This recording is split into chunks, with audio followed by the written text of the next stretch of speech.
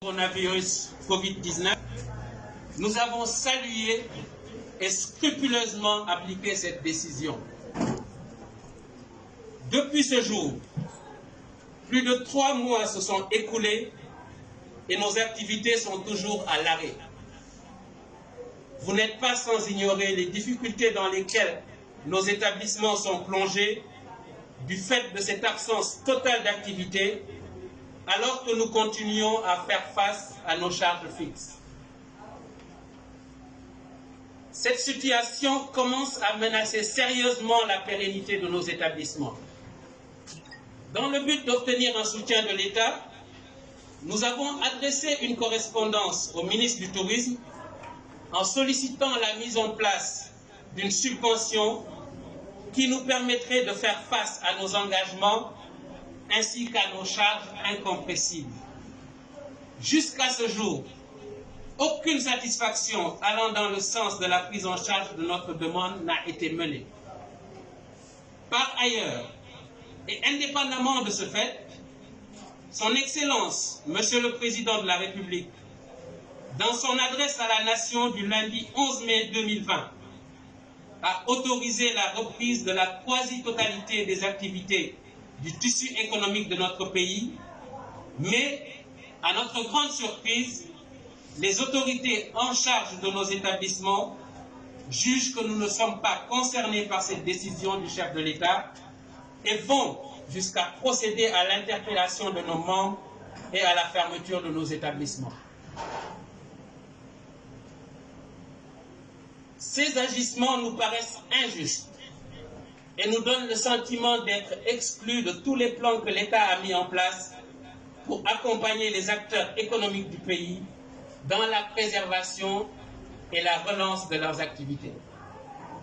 Nous avons adressé des correspondances ça et là au ministre de l'Intérieur, au gouverneur, au préfet, pour leur faire part de cet état de fait, mais jusqu'ici, c'est le statu quo.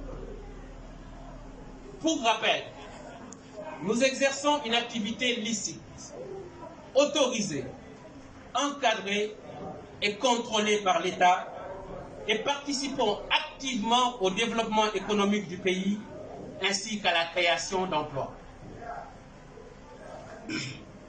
Nous aurions compris la décision de l'autorité de maintenir nos établissements fermés si nous étions plus potentiellement vecteurs du virus que les autres volets de l'économie qui ont été autorisés à reprendre leurs activités.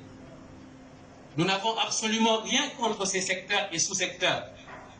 Mais dites-nous tout simplement, en quoi fréquenter un bar présente plus de risques d'attraper le virus que d'aller au marché ou prendre un moyen de transport en commun quand on sait que dans ces derniers, les voyageurs sont assis côte à côte et dans d'autres moyens de transport tels que les Jakarta, les contacts physiques sont bien réels. Il est sans doute bon que vous sachiez que nous avons parfaitement analysé la situation dans laquelle se trouve actuellement notre pays et le monde d'ailleurs. Et avant de ce fait, créer au sein de notre association une commission de mise en œuvre et de contrôle de l'application des mesures barrières dans les différents établissements de nos membres. Ce dont peu de corporations ou associations peuvent se prévaloir et pourtant elles exercent librement leurs activités et pas nous. En résumé, nous pensons que la décision de l'autorité de maintenir les bars fermés est une parfaite injustice et remet toujours au goût du jour la stigmatisation dont nous sommes victimes. L'autorité doit se rendre compte que les bars ne sont plus ce qu'ils étaient il y a 10 ans et changer ainsi la vision qu'elle a d'eux. Aujourd'hui, nous investissons des sommes considérables pour le confort et la sécurité de nos établissements et les gérons de la manière la plus rigoureuse possible à l'image de toute entreprise. De par ce point de presse, nous transmettons donc ce message pour, d'abord, que toutes les autorités étatiques n'en ignorent et prennent les mesures adéquates, jusqu'au plus haut sommet de l'État, et ensuite pour prendre l'opinion nationale et internationale à témoin. Nous faisons donc part des difficultés auxquelles nous sommes confrontés, tout en espérant une réaction diligente de l'État pour nous aider à préserver nos établissements, ainsi que les milliers d'emplois que nous avons créés et qui, rappelons-le, risquent de disparaître si rien n'est fait. Vive un Sénégal de justice. Nous vous remercions pour votre aimable attention.